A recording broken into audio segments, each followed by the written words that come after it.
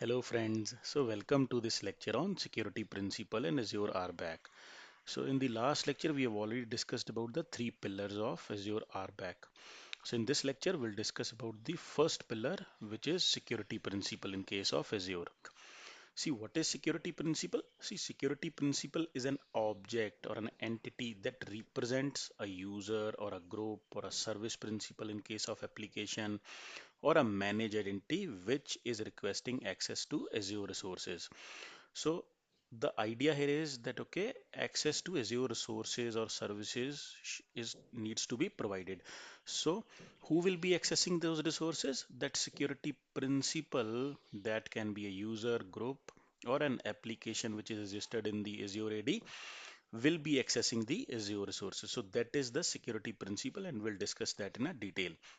And before moving further, we need to understand one thing. To access resources which are there within the Azure AD or Azure AD tenant, the entity or the object, the required access must be represented by a security principle only. That is the object or the entity we are talking about. And that is true for the users, and you can call it as a user principle, or application, which we call it as service principle. And it is the security principle that basically defines the access policy and permission for the user or for the application within the Azure AD tenant, so that the authentication and the authorization is provided during the sign-in, so that the security principle, which we call as the object or the entities, they can access the various resources within the Azure.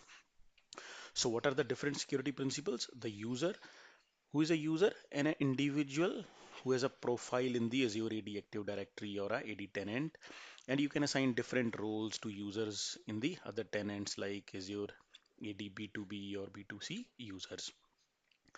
So the next is group.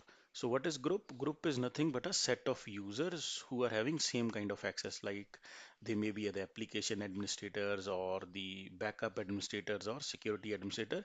You created the group for those users so that the management is easy, and you'll be creating that group within the Azure Active Directory only.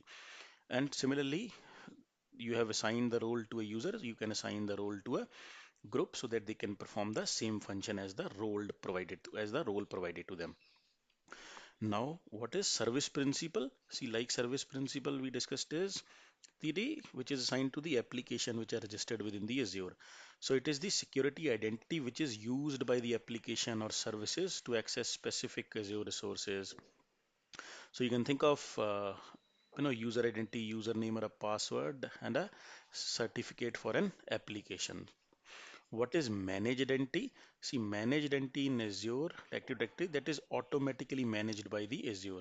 So for example, when you create an VM, and if you assign basically the identity to the virtual machine, then all the application which will be created or which will be installed onto that particular virtual machine can basically and use that identity to access the various resources within the Azure. So we'll not dig much because we have already discussed about the user created and system assigned as entities within the Azure. So this is it, friends. In this lecture we discussed about the security principle, that it is an object or an entity that can represent a user group and that need access to various resources, and we discussed about the various type of security principles we have within the Azure AD tenant. So thank you, friends. Thank you for watching this lecture. Meet you in the next lecture. Thank you.